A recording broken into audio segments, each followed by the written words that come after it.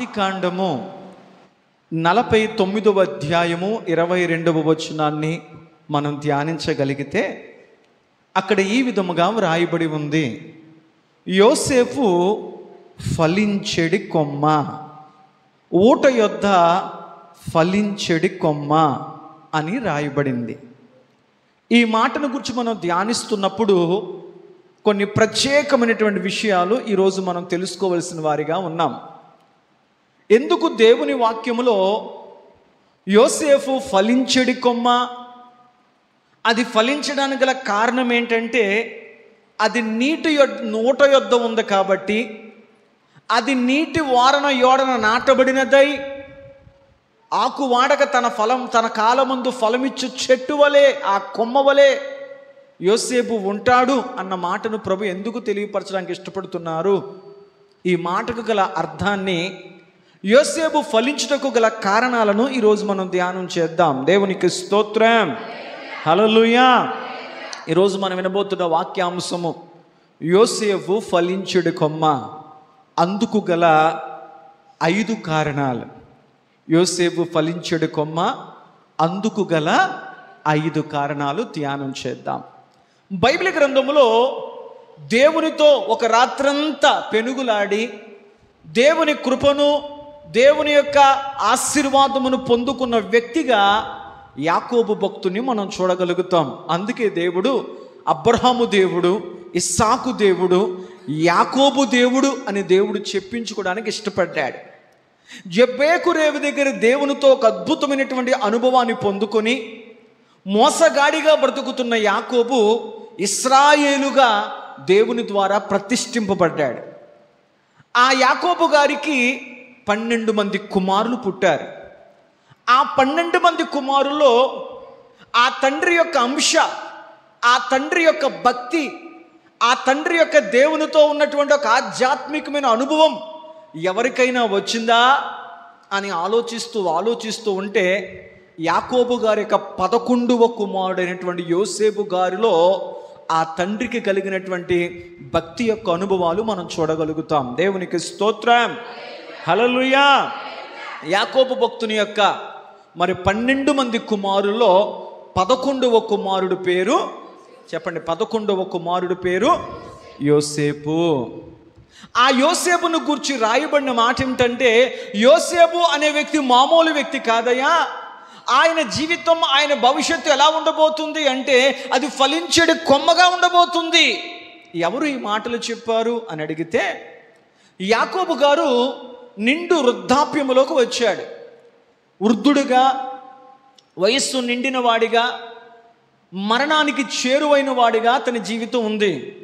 అలాంటి సందర్భంలో యాకోబు గారు తన యొక్క 12 మంది కుమారులను పిలిచి ఆయన వారిలో ప్రతి ఒక్కరి మీద చేతులుంచి వారిని ఆశీర్వదిస్తూ, వారి జీవితం ఎలా ఉండబోతుందో, వారి భవిష్యత్తు ఎలా ఉండబోతుందో సమస్తాన్ని గురించి వారికి తెలియపరుస్తూ ఆ జరిగిన పరిస్థితి ఏంటయ్యా అంటే, అతడు తన 147వ సంవత్సరములో యాకోబు గారు మరణించారు. యాకోబు భూమి మీద బ్రతికిన కాలం ఎంత అని అడిగితే బైబిల్ చెప్తుంది 147 సంవత్సరాలు యాకోబు గారు బ్రతికి ఆయన మరణించడం జరిగింది. ఆయన మరణించేటువంటి చివరి దినాలలో, చివరి క్షణాల్లో తన కుమారులందరినీ ఆశీర్వదిస్తూ వారి జీవితం ఎలా ఉండబోతుంది, వారి పరిస్థితులు ఎలా ఉండబోతున్నాయి, వారి భవిష్యత్తు ఎలా ఉండబోతుందో ఒక తండ్రిగా వారికి తెలియపరుస్తూ ఈ తన 11వ కుమారుడైనటువంటి యోసేపును చూసి అన్నాడు, యోసేపు నా కుమారుడా, నీ జీవితం, నీ స్థితిగతులు ఎలా ఉండబోతున్నాయంటే నువ్వు ఫలించేడు కొమ్మ లాంటి వాడవయ్యా. నువ్వు ఫలించడం గల కారణం ఏంటో తెలుసా? నువ్వు అంతగా వర్ధిల్లడానికి, అంతగా నీ జీవితము దినదినము చిగురించడానికి, నీవు ఫలాభివృద్ధి పొందడం గల కారణం ఏంటంటే నీవు ఊట యొద్ద ఉన్నావు. నీవు శ్రేష్టమైన ఊట యొద్దను పెరుగుతూ ఉన్నావు. ఆ ఊట యొక్క సారాన్ని నువ్వు పీల్చుకుంటున్నావు. ఆ ఊట యొక్క జీవము నీలో ప్రవహిస్తుంది కనుక నీవు ఊట యొద్ద పెరిగేటువంటి ఒక చెట్టుగా, ఒక చక్కని ఫలించేడి కొమ్మగా నువ్వు ఉన్నావు అని తండ్రి తన కుమారుడైనటువంటి యోసేపును దీవించాడు. దేవునికి స్తోత్రం, హల్లెలూయా. ఎందుకు యోసేపు ఫలించేడి కొమ్మగా మార్చబడ్డాడు అని అందుకు గల కారణాలు ఈ సమయం ముందు ఒక 5 అనుభవాలను గురించి ధ్యానించే ప్రయత్నం చేద్దాం. నెంబర్ 1, యోసేపు గారు ఫలించడం గల మొదటి కారణం చూద్దాం రండి. ఆదికాండము 49వ అధ్యాయము 11వ వచనం. ఆదికాండము 49వ అధ్యాయం 11వ వచనం. అమ్మా దేవునికి స్తోత్రం. హల్లెలూయా, హల్లెలూయా, దేవునికి స్తోత్రం.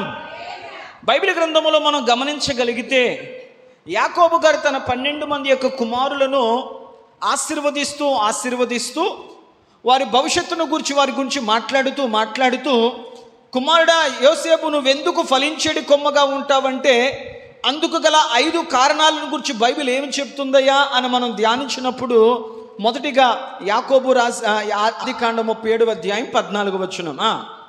అప్పుడు అతడు నీవు వెళ్ళి నీ సహోదరుల క్షేమమును మంద క్షేమమును తెలుసుకొని నాకు వర్తమానము తెమ్మని అతనితో చెప్పి హెబ్రోను లోయలో నుండి అతనిని పంపెను. అతడు షెకెమునకు వచ్చెను. దేవునికి స్తోత్రం చెప్పండి. హల్లెలూయా, హల్లెలూయా. తండ్రి అయిన యాకోబు గారు తన 11వ కుమారుడిగా ఉన్నటువంటి యోసేపుని పిలిచి, నా కుమారుడా యోసేపు, మీ 10 మంది అన్నలు మన మందను కాయడానికి దూర ప్రాంతానికి వెళ్ళారు, వారి కొరకు నువ్వు ఆహారాన్ని తీసుకువెళ్ళు అని చెప్పి ఆయన తన ప్రియమైన కుమారుడుగా ఉన్నటువంటి యాకోబు గారి చేతికి తన అన్నల కొరకు క్యారేజ్లు అప్పచెప్పి వారికి ఆహారం అందించమని చెప్పాడు. తన తండ్రి మాటకు యాకోబు గారు విధేయుడై తన తండ్రి చెప్పిన మాట ప్రకారం తన అన్నలకు ఆహారము తీసుకువెళ్ళడానికి ఇష్టపడ్డాడు. దేవునికి స్తోత్రం. యోసేపు ఎందుకు ఫలించేడు కొమ్మగా ఉన్నాడు అని మనం స్వపరీక్ష చేసుకున్నట్లయితే వాక్యము చెబుతున్న మొదటి మాట, అతడు తన తండ్రి మాటకు లోబడేవాడిగా, అతడు తన తండ్రి మాటకు విధేయుడైన వాడిగా ఉన్నాడు. కాబట్టి తన తండ్రి మాటకు విధేయుడైన విధానమును బట్టి దేవుడు అతన్ని ఫలించెడి కొమ్మగా మార్చాడు. దేవునికి స్తోత్రం. వాక్యము సెలవిస్తున్న మాట ఏమిటంటే ఎఫెసీయులకు రాసిన పత్రిక 6వ అధ్యాయము 1వ వచనం నుంచి 3వ వచనం వరకు మనం చూడగలిగితే ఒక చక్కని విషయాన్ని అక్కడ మనం గమనించగలుగుతాం. పిల్లలారా, ప్రభువునందు మీ తల్లిదండ్రులకు విధేయులైండుడి, ఇది ధర్మమే.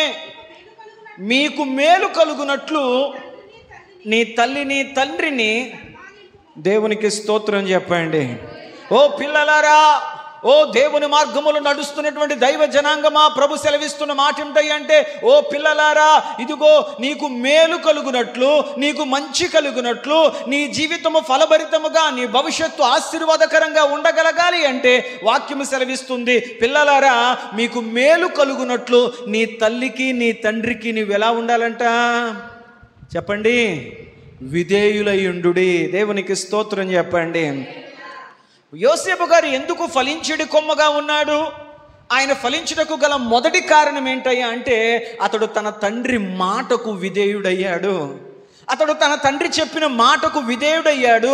అది కష్టమైనా, అది ప్రయాసైనా, అది ఏమాత్రము కూడా అతడు కాదనకుండా, వెనకడుకు వేయకుండా తన తండ్రి మాటను, తన తండ్రి యొక్క చెప్పిన ఆజ్ఞను అతడు ఏమాత్రము ధిక్కరించకుండా తన తండ్రి మాట కంటే విధేయుడయ్యాడు. దేవునికి స్తోత్రం. ప్రస్తుత దినాల్లో మనం గమనించగలిగితే ఈనాటి దినాల్లో చాలామంది బిడ్డలు తల్లిదండ్రుల మాటకు ఏమాత్రం విధేయతను కనపరచలేకపోతూ ఉన్నారు, ఎదిరిస్తూ ఉన్నారు. వయసు భేదం లేకుండా ప్రతి ఒక్కరు కూడా తల్లిదండ్రుల మాటను ఎదిరిస్తూ ఉన్నారు. మాకు తెలుసులే, మాకు అవసరం లేదులే అని చెప్పి కొన్ని సందర్భాల్లో తల్లిదండ్రులు చెప్పేటువంటి విలువైన సలహాలను కానీ, సూచనలు కానీ, మంచి చెడులను కానీ వారు ఏమాత్రము స్వీకరించలేక తమ స్వబుద్ధిని వారు ఆధారముగా చేసుకుంటూ తల్లిదండ్రులైన వారిని వారు వ్యతిరేకిస్తున్నారు, అవిధేయతను కనపరుస్తూ ఉన్నారు. దేవునికి స్తోత్రం చెప్పండి. ఒక మాట మీకు జ్ఞాపకం చేస్తాను. విధేయత అనే మాటకు గల అర్థాన్ని మనం గమనించగలిగితే, ఒక తల్లి తన బిడ్డను పిలిచి, అయ్యా కొంచెం షాపుకి వెళ్ళి ఇదిగో ఈ పదార్థాలు తీసుకురా అని బిడ్డను పిలిచింది. ఆడుకుంటున్న బిడ్డ తన తల్లి పిలిచిన వెంటనే అమ్మ నేను ఖచ్చితంగా వెళ్తాను అని తన ఆటను ఆపి వెళ్ళాడు అనుకోండి, ఖచ్చితంగా తల్లి అనుకుంటుంది, ఇదిగో నా బిడ్డ నా మాటకు లోబడ్డాడు, విధేయుడయ్యాడు అనుకుంటుంది. అలా కాకుండా వాడు తల్లి పిలవగానే విసుక్కుంటూ, గింజుకుంటూ, తిట్టుకుంటూ, ఏడుస్తూ ఇక తప్పదు అని బలవంతంగా వచ్చాడు అనుకోండి, అతడు వచ్చినప్పటికీ కూడా దాని పేరు విధేయత అని మాత్రమైతే అనిపించుకోదు. పిల్లలారా, మీకు మేలు కలగాలి, మీ జీవితములు, మీ భవిష్యత్తులు దీవెనకరముగా ఆశీర్వాదకరంగా ఉన్నాయంటే, ఇదిగో నేను చదువుతున్నాను కదా, నా చదువు నాకు మంచి జీవితాన్ని ఇస్తుంది, ఇదిగో నాకు జ్ఞానం ఉంది, తెలివి ఉంది, అది ఉంది, ఇది ఉంది. ఓ తల్లి, నువ్వు ఎన్ని కలిగి ఉన్నప్పటికీ కూడా ప్రభు చెబుతున్నాడు, నీకు మంచి జరగాలి, నీకు మేలు జరగాలి, నీ భవిష్యత్తు నీకు మేలుకరంగా ఉండాలి అంటే నువ్వు ఖచ్చితంగా నీ తల్లి మాట, నీ తండ్రి మాటకు విధేయుడు అయితే తప్ప మేలైన భవిష్యత్తు నువ్వు పొందలేవు. దేవునికి స్తోత్రం. యోసేపు గారు ఫలించుడు కొమ్మకుండా గల మొదటి కారణం, అతడు తన తండ్రి యొక్క మాటకు విధేయత చూపించాడు. ఇంకా మనం వాక్యంలో చూడగలిగితే కొలస్సీలకు రాసిన పత్రిక, అపోస్తలుడైనటువంటి పౌలు గారు కొలస్సీలకు రాసిన పత్రిక 3వ అధ్యాయము 20వ వచనములో మరొక చక్కని విషయాన్ని అక్కడ మనం దేవుని వాక్యములో గమనించగలుగుతాం. పిల్లలారా, అన్ని విషయములలో మీ తల్లిదండ్రులకు మాట వినుడి, ఇది ప్రభువును బట్టి మెచ్చుకొనదగినది. దేవునికి స్తోత్రం చెప్పండి. ఓ పిల్లలారా, ప్రభువును బట్టి మీ తల్లిదండ్రుల మాట మీరు వినుడి. తల్లి మాట విను, తండ్రి మాట విను. వాళ్ళు మీ క్షేమము కొరకే, నీ మేలు కొరకే, నీ మంచి కొరకే, నీ బాగోగులు కొరకే, నీ భవిష్యత్తు కొరకే, నీ ఉన్నతి కొరకే, నీ శ్రేయస్సు కొరకే, నీ జీవిత మేలు కొరకే వారు చెబుతారు తప్ప నీ నాశనము కొరకు, నీ కీడు కొరకు, నిన్ను గాయపరచుట కొరకు, నిన్ను అవమానపరచుట కొరకు వారు మాట్లాడారు. కనుక ఓ పిల్లలారా, దేవుణ్ణి బట్టి, దేవుని మాటను బట్టి, దేవుని ఆజ్ఞను బట్టి నువ్వు ఎంత భక్తి చేస్తున్నా కానీ నువ్వు దేవుని మాటకు లోబడే వ్యక్తిగా ఉన్నట్లయితే నీ తల్లికి, నీ తండ్రికి నీవు మొదటిగా విధేయుడిగా ఉండాలి. అంత మాత్రమే కాదు, వారి మాట మీరు వినుడి. దేవునికి స్తోత్రం. హల్లెలూయా. అదే మాట కదా పౌలు గారు చెప్పారు, పిల్లలారా మీ తల్లిదండ్రుల మాట మీరు విధేయుగా ఉండండి, మాట వినుడి, అది మీకు మేలు కలుగునట్లు. దేవునికి స్తోత్రం చెప్పండి. హల్లెలూయా. యోసేపు గారు ఎందుకు ఫలించుడు కొమ్మగా ఉన్నారు అని అడిగితే మొదటి అద్భుతమైన విషయం ఏంటంటే అతడు తన తండ్రి మాట విన్నాడు, అతడు తన తండ్రి మాటకు విధేయుడయ్యాడు. అందుకే నిర్గమాకాండం 20వ అధ్యాయం 12వ వచనములో నీ దేవుడని యెహోవా నీకు అనుగ్రహించు దేశములో నువ్వు దీర్ఘాయుష్మంతుడవగునట్లుగా నీ తల్లిని, నీ తండ్రిని నీవు సన్మానించు. దేవుడు తన స్వహస్తాలతో సియోను పర్వతం మీద మోషే గారికి రాసినటువంటి 10 ఆజ్ఞల్లో 9 ఆజ్ఞలు అనేటివి అంటే నువ్వు అలా ఉండొద్దు, ఇలా ఉండొద్దు, అలా ప్రవర్తించొద్దు, ఇలా ప్రవర్తించొద్దు అని దేవుడు అన్ని ఆజ్ఞలనే తెలియపరిచాడు. కానీ ఒక ఆజ్ఞ వచ్చేసరికి ఈ ఆజ్ఞలో ఆశీర్వాదాన్ని పెట్టాడు. నేను తప్ప వేరొక దేవుడు ఉండకూడదు, నీ పొరుగు వాని దగ్గు దేన్ని ఆశించొద్దు, ఇంకా అనేకమైనటువంటి ఆజ్ఞలు చెబుతూ దేవుడు ఈ ఆజ్ఞల మధ్యలో ఒక ఆశీర్వాదాన్ని పెట్టాడు. ఏంటయ్యా ఆ ఆశీర్వాదం అంటే అది ఆజ్ఞతో కూడిన ఆశీర్వాదం. ఆజ్ఞతో కూడిన. మీలో ఎవరైనా మా జీవితాలు బాగుండాలండి, మా భవిష్యత్తులు బాగుండాలండి, ఒక మంచి జీవితం మాకు కావాలి, మంచి భవిష్యత్తు మాకు కావాలి, మంచి ఉన్నతమైన స్థితిని మేము కలిగి ఉండాలి అంటే బైబిల్ అంటుంది, అయితే నీ దేవుడని యెహోవా నీకు అనుగ్రహించు దేశంలో నీవు దీర్ఘాయుష్మంతుడిగా బ్రతకాలి అంటే ముందు మీ అమ్మగారిని నాన్నగారిని తిడతం మానే, తిట్టుకునేవారు, గసురుకునేవారు, అనకూడని మాటలు, పలకకూడని మాటలు పలికేవారు. అలా ఉండగలిగితే బైబిల్ అంటుంది నువ్వు దీర్ఘాయుష్మంతుడుగా ఈ లోకంలో బతకలేవు. యోసేపు గారు దీర్ఘాయుష్మంతుడిగా బ్రతికాడు. యోసేపు గారు ఫలించేడు కొమ్మగా మార్చబడ్డాడు. అందుగల కారణం ఏంటంటే యోసేపు పుట్టుకతోనే ఫలించేడు కొమ్మ కాదు, కానీ అతని జీవితంలో అతడు నడిచిన నడవడిక, అతడు తీసుకున్న నిర్ణయాలు, అతడు వేసిన అడుగులు అతన్ని ఫలించేడు కొమ్మగా చేశాయి. మిగతా అన్నదమ్ములు ఎవ్వరికి ఆ ధన్యత లేదు. అయ్యా నువ్వు ఎలా ఫలించగలిగావు? మొదటిది, నా తండ్రికి నేను లోబడ్డాను.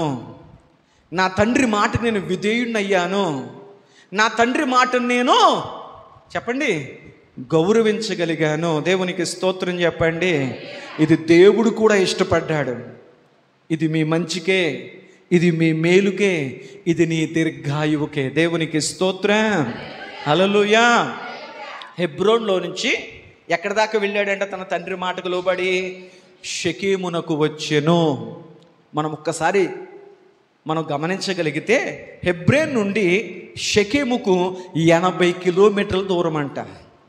ఎన్ని కిలోమీటర్లు అంట? 80 కిలోమీటర్ల దూరం. అంటే దరిదాపుగా 3 నుంచి 4 రోజులు ప్రయాణం.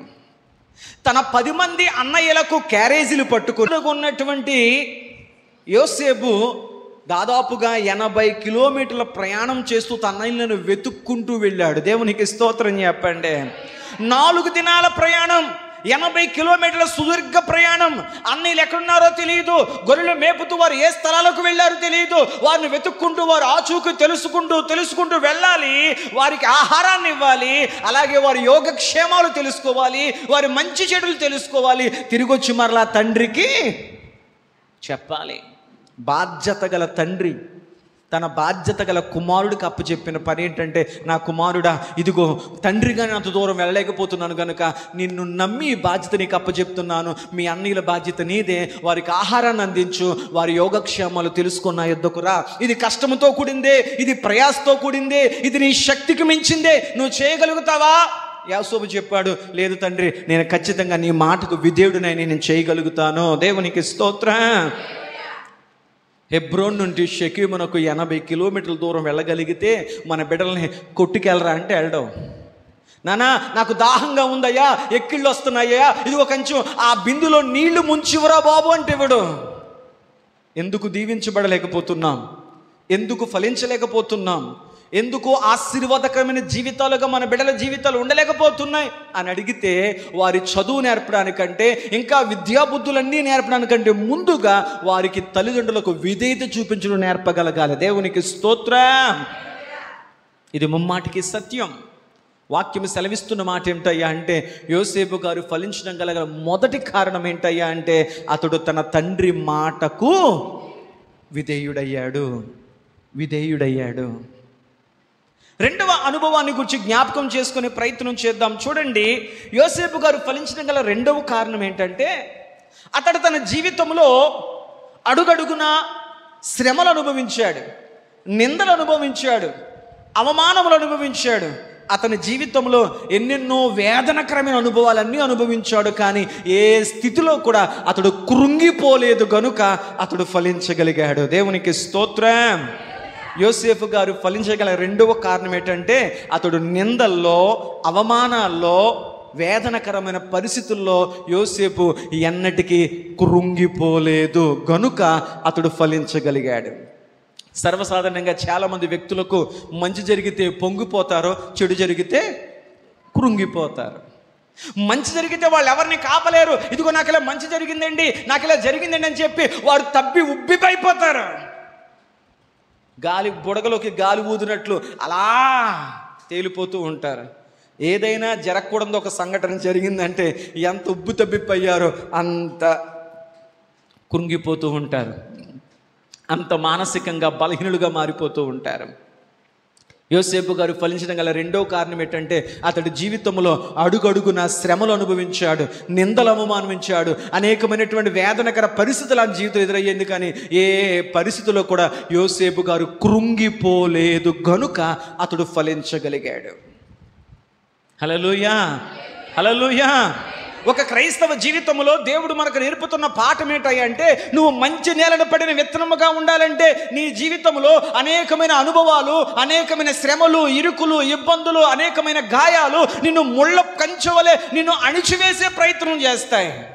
శ్రమలు నిన్ను అణిచివేసే ప్రయత్నం చేస్తాయి. నువ్వు ఫలించకూడదు, నువ్వు అభివృద్ధి చెందకూడదు, నువ్వు దీవెనకరమైన జీవితం కలిగి ఉండకూడదని చెప్పి నువ్వు ఎదుర్కొన్నటువంటి కొన్ని పరిస్థితుల్లో నిన్ను మానసికంగా, శారీరకంగా, ఆర్థికంగా, ఆధ్యాత్మికంగా అణిచివేసే ప్రయత్నాలు చేస్తున్నప్పుడు యోసేపును బట్టి ప్రభు మనకు నేర్పుతున్న పాఠం ఏంటంటే, నీకంటే గాయాలు పొందాడు, నీకంటే అవమానాలు పొందాడు, నీకంటే హేళన పొందుకున్నాడు, నా అనుకునే వారి చేత ఎన్నెన్నో చేదైన అనుభవాలు పొందినప్పటికీ కూడా యోసేపు కృంగిపోలేదు.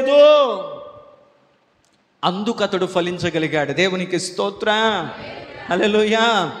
ఈరోజు చాలామంది దగ్గరికి వెళ్ళి, అమ్మా ఏంటమ్మా అలా ఉన్నావు, ఎందుకమ్మా అలా బెంగగా ఉన్నామంటే వాళ్ళు మొదలెడతారు, ఎందుకోండి నా జీవితం ఇలా ఉందండి, బిడ్డ జీవితం ఇలా ఉందండి, ఇదిగో నా కుటుంబ పరిస్థితులు ఎలా ఉన్నాయండి, ఆరోగ్య పరిస్థితులు ఎలా ఉన్నాయండి, ఆర్థిక పరిస్థితులు ఎలా ఉన్నాయండి, లోకంలో ఎవరికి లేనివన్నీ మాకే ఉన్నాయండి.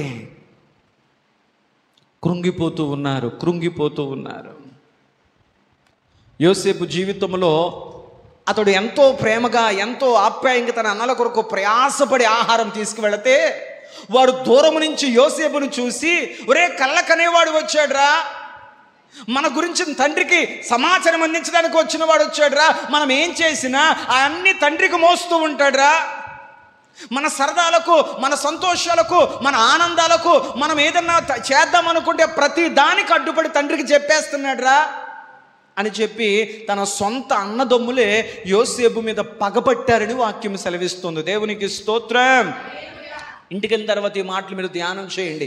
ఆదికాండము 37వ అధ్యాయం 4వ వచనంలో, అలాగే ఆదికాండము 37వ అధ్యాయం 8వ వచనంలో మనం గమనించగలిగితే అక్కడ ఒక విషయం మనం చూడగలుగుతాం. ఏమని రాయబడింది అయ్యా అంటే, అతని అన్నలు అతని మీద పగపట్టిరి. సొంత సహోదరులే యోసేపు మీద ఏం పెట్టారంట? పగపట్టారంట, పగను పెంచుకున్నారంట, ద్వేషాన్ని పెంచుకున్నారంట. అందుకు గల కారణం ఏంటో చదువుతున్న చూడు. 37వ అధ్యాయం 4వ వచనంలో, అతని సహోదరులు తమ తండ్రి అందరికంటే ఎక్కువగా ప్రేమించుట చూచినప్పుడు వారు అతని మీద పగపట్టారు. సొంత సహోదరులే, సొంత అన్నలే తమ్ముడుగా, చిన్నవాడిగా, లోక జ్ఞానం లేనటువంటి రక్తపు పంచుకు పుట్టినటువంటి తమ్ముడు మీద ఏం పెట్టుకున్నారంట? పగబెట్టేశారు. ఎందుకు పగబెట్టారు అంటే, మనం ఏ పొరపాట్లు చేస్తున్నా, ఏ తప్పిదాలు చేస్తున్నా, ఏ అల్లరి చిల్లర చేష్టలు చేస్తున్నా, మన తండ్రికి నష్టం కలిగించే ఏ కార్యక్రమాలు చేస్తున్నా, అప్పుడప్పుడు మన గొర్రెలను తీసుకొని మనం చంపి వాటితో ఆహారం వండుకుంటూ, నానా అరణ్యములో ఇదిగో ఏదో క్రూర జంతువు మన జంతువులను చంపేసింది అని తండ్రితో అబద్ధాలు చెబుతున్నా, మనం ఎటువంటి దుష్కార్యాలు చేస్తున్నా, దురలవాట్లకు మనం గురవుతున్నా, ఇవన్నీ తెలుసుకుని తమ్ముడు తండ్రికి చెప్పేస్తున్నాడు. మన తప్పులు దాయట్లేదు, మన తప్పులు కప్పడం లేదు. వాడికి ఎన్ని రకాలుగా మనం మభ్యపెట్టి, తమ్ముడు అలా చెప్పొద్దు, నీకు ఇది ఇస్తాం, అది ఇస్తాం, ఇది ఇస్తాం, అది ఇస్తామని చెప్పి ఎన్ని రకాలుగా తమ్ముడికి ఆశ చూపించినా అతడు ప్రతి సమాచారాన్ని తండ్రికి చెప్పేస్తున్నాడు అని చెప్పి తండ్రికి చెబుతున్న పరిస్థితిని బట్టి అన్నలు తన తమ్ముడి మీద ఏం పెట్టుకున్నారంట? పగను పెట్టుకున్నారు.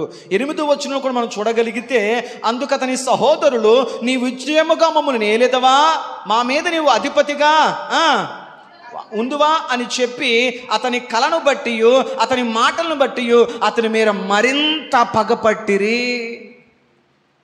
అన్నలు నాకు ఒక కల వచ్చిందయ్యా, అక్కడ మనం అందరం కూడా పనులు కోస్తున్నామంట, నేను కోసిన పని నిలబడింది, మిగతా మీ పనులన్నీ కూడా నాకు సాష్టాంగపడి నమస్కరిస్తున్నాయి, ఈ కల నాకు వచ్చింది అని చెప్పినప్పుడు వారు వెంటనే అన్నారంట, అంటే నువ్వు మమ్మల్ని ఏల్తావా, మా మీద అధిపతిగా ఉంటావా, మేమందరం నీ ముందు సాష్టాంగపడి నమస్కరిస్తామా అని చెప్పి అతని మీద మరి ఎక్కువ పగను పెంచుకున్నారు. సొంత సహోదరులే యోసేపు మీద పగపట్టారు. పగబట్టిన తర్వాత ఇతడు మనకుంటే ఎప్పుడు సమస్యగానే ఉంటాడు, పక్కలో బల్లిమగా ఉంటాడు, ఇలాంటి వాడు మనకు అవసరం లేదు అని చెప్పి అతని కాళ్ళు చేతులు కట్టి అతని ఒక బావిలో పడేశారు. బావిలో పడేసినప్పుడు యోసేపు ప్రాణం అంటుంది, ఇదిగో ఇక్కడతో నీ జీవితం అయిపోయింది, ఇక్కడతో నీ బ్రతుకు అయిపోయింది, దేవుడు నీకు ఇచ్చిన కళ, దేవుడు నీకు ఇచ్చిన అనుభవం ఇక్కడతో ముగిసిపోయింది లేదు లేదు, దేవుని ఆత్మ అంటుంది, లేదు యోసేపు ఈ గోతును చూసి కృంగిపోవద్దు, నీకు భవిష్యత్తు ఉంది. దేవునికి స్తోత్రం చెప్పండి. యోసేపు దేవుని బట్టి ధైర్యం తెచ్చుకున్నాడు. యోసేపు దేవుని మాటను బట్టి ధైర్యం తెచ్చుకున్నాడు. యోసేపు దేవుని బట్టి నిరీక్షణ కలిగి ఉన్నాడు. ఈనాడు గోతులో పడ్డాను, ఈనాడు శ్రమలో పడ్డాను, ఈనాడు సమస్యల్లో పడ్డాను, ఈనాడు అనేకమైన పరిస్థితుల్లో నేను పడ్డాను, కానీ నా దేవుడు నన్ను పడిన చోటే ఉండిచ్చేవాడైతే మాత్రం యోసేపు దేవుణ్ణి నమ్మాడు. పడేసిన అన్నలే బయటికి తీశారు. అతన్ని తీసుకువెళ్ళి మిద్యానీయులకు అమ్మేశారు ఒక బానిసగా. అక్కడి నుంచి అతడు ఒక రాజుగారి యొక్క ప్రధాని అనుచరుడుగా ఉన్నటువంటి పోతీఫర్ ఇంటికి వెళ్ళాడు పనివాడిగా. అక్కడ చెయ్యని నింద అతని మీద పడింది. చెయ్యని నిందకు శిక్షగా అతడు చెరసాలలో వెయ్యబడ్డాడు. శ్రమను అనుభవించాడు, అవమానమును అనుభవించాడు, నిందను అనుభవించాడు, గాయాలు పాలయ్యాడు, అనేకమైనటువంటి హింసలు అనుభవిస్తూ అతడు ఏ స్థితిలో కూడా అతడు ఏమాత్రము కూడా కృంగిపోయేవాడిగా లేడు. దేవునికి స్తోత్రం చెప్పండి. హల్లెలూయా, హల్లెలూయా. ఆదికాండం 37వ అధ్యాయం 28వ వచనం మనం చూడగలిగితే అతడు అమ్మివేయబడ్డాడు. మిద్యానీయులకు అతడు అమ్మివేయబడ్డాడు. అదే ఆదికాండం 37వ అధ్యాయము 36వ వచనం చూస్తే ఆ మిద్యానీయులు తీసుకువెళ్ళి ఐగుప్తులో ఉన్నటువంటి పోతీఫర్కు అమ్మేశారు. అంటే 2 సార్లు అమ్మబడ్డాడు. ఎవరో అమ్మ ఎన్నిసార్లు అమ్మబడ్డాడైనా? అన్నల చేతనేమో మిద్యానీయులకు అమ్మబడ్డాడు. మిద్యానీయుల చేతిలో నుండి పోతీఫర్ చేతికి అమ్మబడ్డాడు. ఒక అమ్మబడిన వస్తువుగా మారిపోయాడు. తండ్రి ప్రేమకు దూరం అయిపోయాడు, సొంత దేశానికి దూరం అయిపోయాడు, అన్నదమ్ములకు దూరం అయిపోయాడు, నా అనే వాళ్ళందరికీ దూరం అయిపోయాడు. శ్రమ వెనకాల శ్రమ, గాయం వెనకాల గాయము. తన జీవితంలో ఎంత మంచిగా బ్రతుకుతున్నా ప్రతి గాయం అతనికే, ప్రతి శ్రమ అతనికే తగులుతుంది. కానీ ఏ స్థితిలో కూడా అతడు కృంగిపోలేదు. దేవునికి స్తోత్రం చెప్పండి. అందుకే సామెతల గ్రంథము 24వ అధ్యాయము 10వ వచనం మనం గమనించగలిగితే దేవుని వాక్యం ఎలా సెలవిస్తుంది? శ్రమ దినమున నీవు కృంగిన ఎడల నీవు చేతకాని వాడవగుదువో.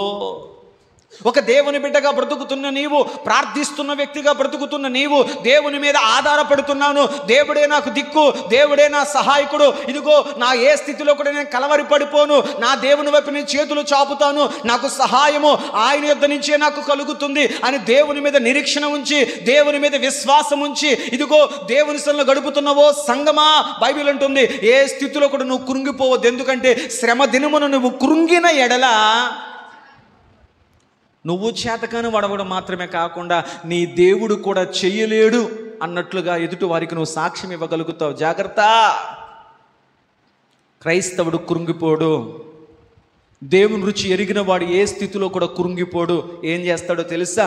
దేవుని చిత్తాన్ని అర్థం చేసుకునే ప్రయత్నం చేస్తాడు. ఇదిగో అగ్నిగుండంలోకి వెళ్ళాను, అయ్యో మా జీవితం అగ్నిగుండం పాలైపోయింది ఏంటి? కృంగిపోలేదు. ఇదిగో మా జీవితాలు సింహాల బోన్లోకి వెళ్ళిపోయాయి ఏంటి? కృంగిపోలేదు. ఇదిగో మమ్మల్ని రాళ్లతో కొడుతున్నారేంటి? కృంగిపోలేదు. ఇదిగో మమ్మల్ని బెత్తాలతో కొడుతున్నారేంటి? కృంగిపోలేదు. ఇదిగో మా చర్మాలు ఒలుస్తున్నారేంటి? కృంగిపోలేదు. ఇదిగో మేము క్రీస్తులకు హతసాక్షులుగా మారిపోతున్నామేంటి? కృంగిపోలేదు. దేనికి కృంగిపోలేదు. వారు చేసింది ఏంటయ్యా అంటే వారు అనుభవిస్తున్న శ్రమలో కూడా దేవుని చిత్తాన్ని వెతికే ప్రయత్నం చేశారు. దేవునికి స్తోత్రం.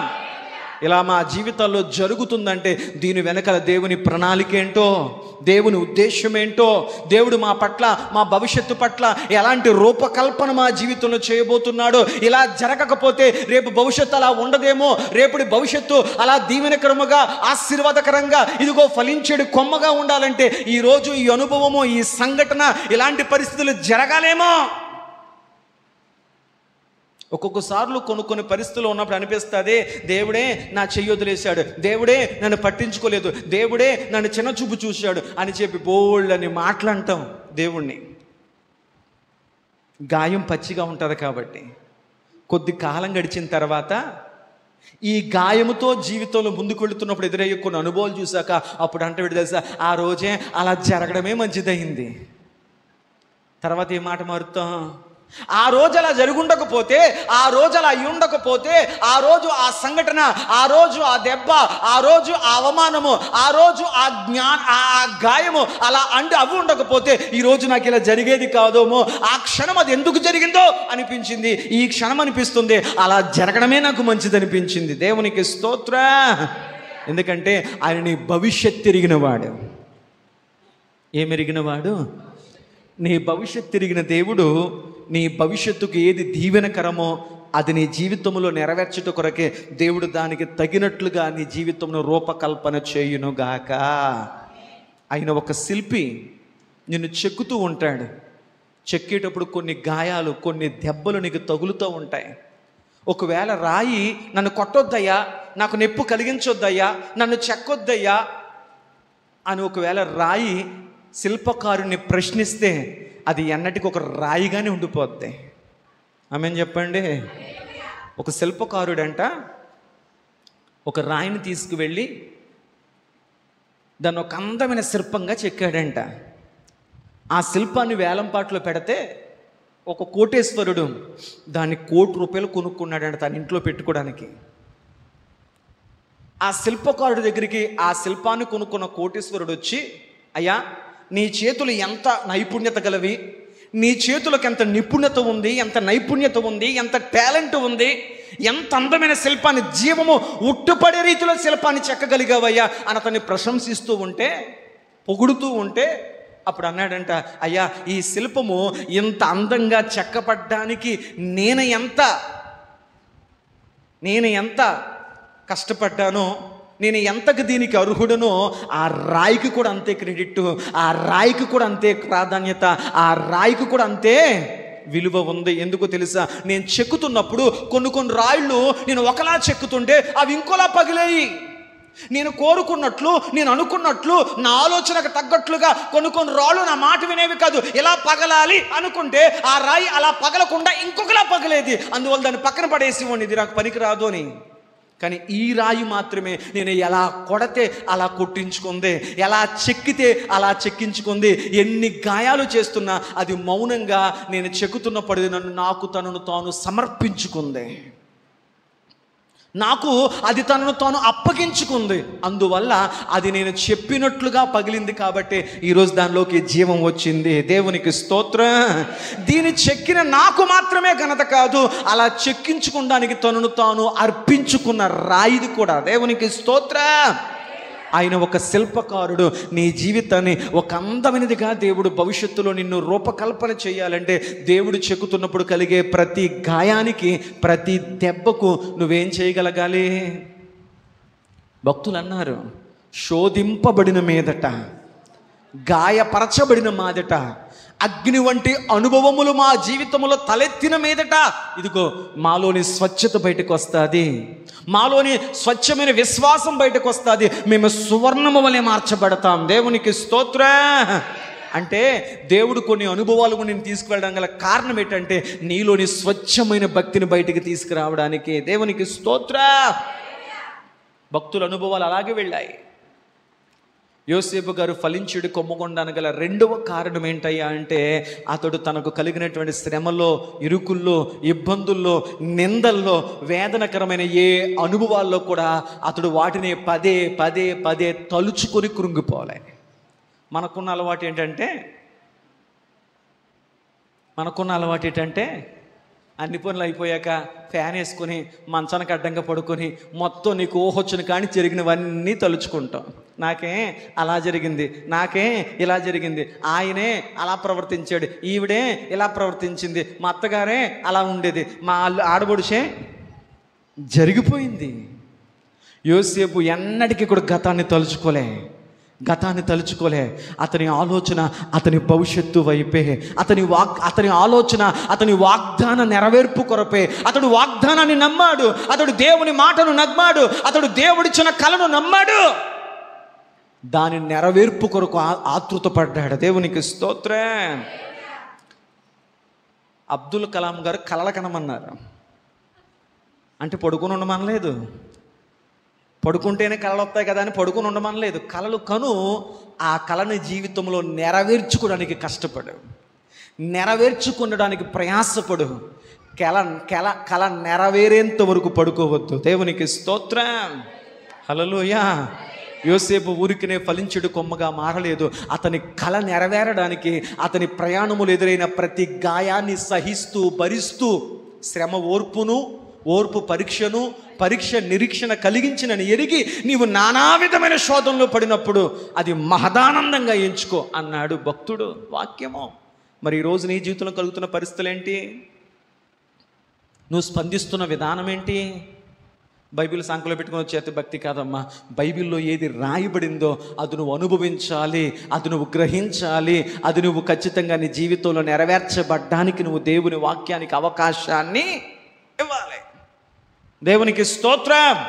హల్లెలూయా. ఇదిగో నాకిలా అనాలనుంది, కానీ దేవుని వాక్యం బట్టి నేను మౌనంగా ఉంటున్నాను.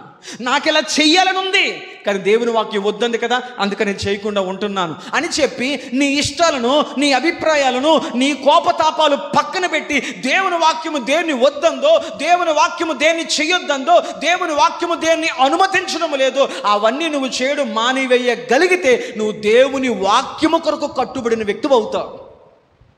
అలా కాకుండా నోటి నిండా భక్తి మాటలు చెప్పి జీవితం నిండా ఇష్టానుసారమైన పనులు చేసావనుకో, బైబిల్ అంటుంది ప్రభా ప్రభా ప్రభా అన్నవాడు పరలోక రాజ్యానికి వెళ్ళడు, వాడు ఫలించడు. వాక్య ప్రకారం అడుగులు వేయగలిగితే తప్ప. దేవునికి స్తోత్రం. హల్లెలూయా. నేను అంటాను, యోసేపు గారు ఎన్ని గాయాలయ్యా, తండ్రికి దూరం అయిపోయావు, అన్నదమ్ములే నిర్దాక్షిణంగా నీ కాళ్ళు చేతులు పెట్టి గోతులు పడేశారు, ఉంటావో చస్తావో కూడా చూడలేదు, నానా మాటలు అన్నారు, కొట్టారు, గాయపరిచారు, అమ్మేశారు, దేశము కాని దేశానికి అమ్మవేయబడ్డావు, తండ్రిని మరలా చూస్తావో లేదు తెలియదు. ఆ పసి వయసులో ఎంత వేదన అనుభవించావో, ఎంత బెంగ అనుభవించావో అయ్యా. చేయని నిందకు చెరస్తాలు అనేక సంవత్సరాలు నువ్వు కృంగిపోయావే, నువ్వు బతికావో ఉన్నావో లేవో ఎవడో పట్టించుకునే పరిస్థితులు ఉన్నావు కదా, అయినప్పటికీ నీకున్న ధైర్యం ఏంటి? ఒకవేళ యోసేపు చెప్పుండొచ్చు, నా ధైర్యము నా దేవుడే. దేవునికి స్తోత్రం. చూడండి, యెషయా గ్రంథం 41వ అధ్యాయం 10వ వచనంలో, యెషయా గ్రంథం 41వ అధ్యాయం 10వ వచనంలో ఒక దేవుని బిడ్డకు దేవుని ధైర్యం ఎలా ఉంటుందో చెప్తున్నాడు. యెషయా గ్రంథం 41వ అధ్యాయం 10వ వచనం, భూదిగంతముల నుండి నేను దాన్ని పట్టుకుని దాని కొనల నుండి నీవు నా దాసుడవనియు నేను నిన్ను ఉపేక్షింపక ఏర్పరచుకుంటుననియు నేను నీతో చెప్పి ఉన్నాను, నీకు తోడై ఉన్నాను, నువ్వు భయపడొద్దు, నేను నీ దేవుడినై ఉన్నాను. దేవునికి స్తోత్రం చెప్పండి. మరి నాతో చెప్తాం. మొదటిగా ఏం చెప్పాడు దేవుడు? నేను నీకు తోడై ఉన్నాను, భయపడొద్దు.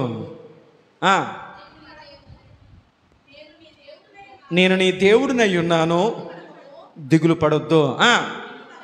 నేను నిన్ను బలపరుచుకుంటాను, నేను నీకు సహాయము చేస్తాను. దేవునికి స్తోత్రం. ఎన్ని అద్భుతమైన అభయవాక్కులేండి. దిగులు పడొద్దు, భయపడిపోవద్దు, జడిసిపోవద్దు, కలవరపడిపోవద్దు, కృంగిపోవద్దు. నేను నీ దేవుడిగా ఉన్నాను, నేను నీ తండ్రిగా ఉన్నాను, నేను నిత్యము నేను నీకు సహాయము. యోసేపు గారికి ఉన్న ధైర్యం ఏంటో తెలుసా?